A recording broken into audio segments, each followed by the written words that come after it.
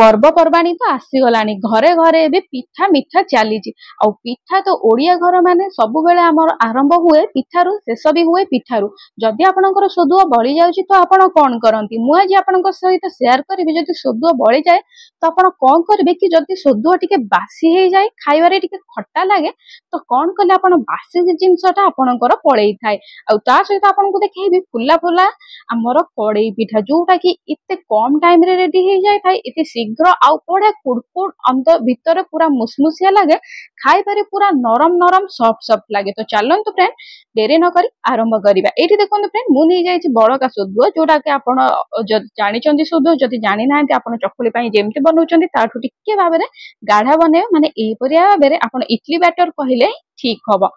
देखि पारथि friend idli batter माने ई सोदुआ बनेबा प्रत्येक ओडियानी घर समस्त को जाना तो मु एठी किछि अधिक कहबिनी। तो चलंतु फ्रेंड आगो स्टेज को जिबा। एठी मु नै जाई छि नडिया नडिया रो जो ब्राउन पाटा थाए ताको मु बहुत बढ़िया भाबरे छुरी रे काटी देई छि आपण चाहेले पिलर रे भी मध्य तार नडियाटा ऊपर पाटा छटई देबे जदि आपण चाहुचंती तो रखिले भी मध्य कोनोसी प्रॉब्लम नाही किंतु सुंदर देखा जिबाकू जदि चाहुचंती गेस्ट काहाकू दबा पे चाहुचंती तो आपण यार ऊपरटा छड़ई पारिबे। 2 चम्मच बड़ चम्मच रे चिनी जदि आपनकर सोदुआटा टिके खट्टा लागुची माने टिके आंबिला लागुची तो आपण एठी 3 रु 4 चम्मच चीनी देई पारिबे। आपण आपनकर सोदुआ हिसाब रे एठी चीनी मेजरमेंट ठीक रे करि पारिबे।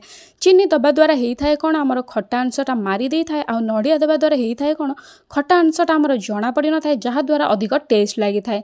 फ्रेंड मो वीडियो रे आपण देखि पारिबे कि चकुली पिठा टू आरंभ करी मंडा पिठा सहित काकेरा पिठा ता सहित पियाज पिठा सहित पोड़ पिठा भी मध्य सब ओडियानी वीडियो अछि माने आमर एठी सब प्रकार पिठार रेसिपी अच्छे निहाती भाव आपड़ जाइए चेक करि पारिबे।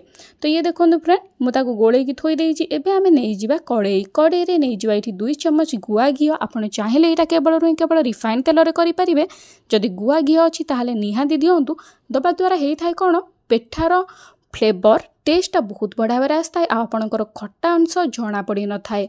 एबे देखंतु फ्रेंड मु 2 चम्मच गुआ घी रे 2 चम्मच मुझे रिफाइन तेल यूज करथिले आपण चाहेले केवल रिफाइन तेल यूज करिवे किंतु जदि आपणकर टिके बासी जाइछि टिके आंबिला हे जाइछि तो गुआ घी टिके इठी अधिक देले तार आंबिलिया बासनाटा भिड़ी देई थाए जहा द्वारा हमर इठी आंबिला ता जना पड़ी न थाए।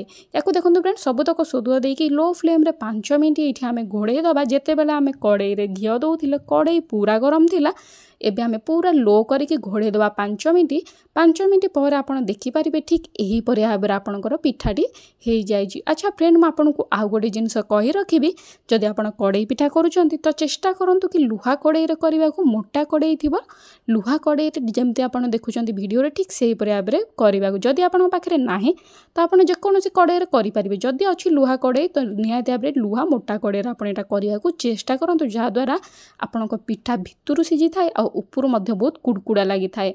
ताको आमे उल्टे देकी आउ 5 मिनिट लो फ्लेम रे घोड़े की रखी देबा। फ्रेंड जदि आपण अधिक सोदुआ नउचंती तो आपण को टिके अधिक टाइम लगी थाए जदि आपण कम सोदुआ नउचंती तो आपण को कम टाइम लगी थाए।